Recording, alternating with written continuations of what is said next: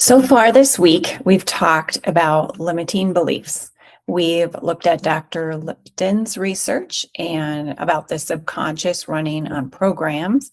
And today we're going to talk about the actual mechanism that makes rewriting those programs possible, because this is the part that I find completely fascinating. It's called neuroplasticity. It's a big word, but it's a simple idea.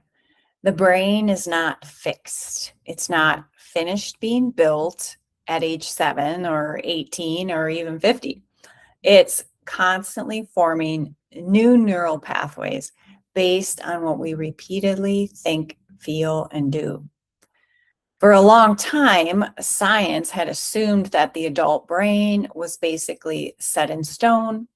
You just had what you got, but that is just not true. The brain stays moldable for our entire lives.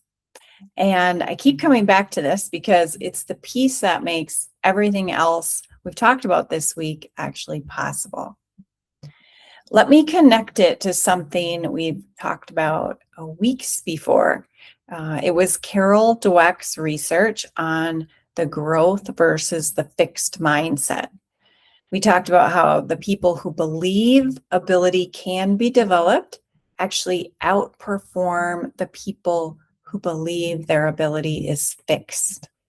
Well, neuroplasticity is the biology behind why that's true. It's not just a nice philosophy.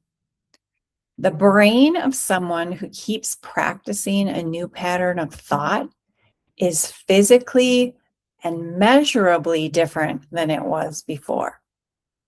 So what does that mean for our limiting beliefs? Well, every time we catch an old thought, I always choke, or I'm just not good at public speaking, well, we can replace it with a new one. And we're not just being positive for the sake of being positive. We are physically strengthening a new pathway and letting the old one weaken from disuse. That's it. That's the basic mechanism.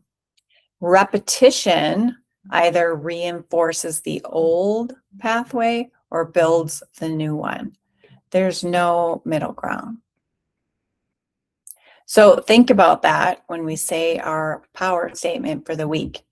It's not just a nice sentence we're saying to feel better in the moment. It's a rep. It's building the new neural pathway. So let's do that together right now. Stand up if you can. Shoulders back, chin up. Big body language like we talked about before. Say it after me, out loud or with that strong internal voice. I am not my old programming. I am who I choose to become. Then tomorrow, we're going to get a real simple tool that you can use anytime you catch a limiting belief running in your mind so that you know exactly what to do with it.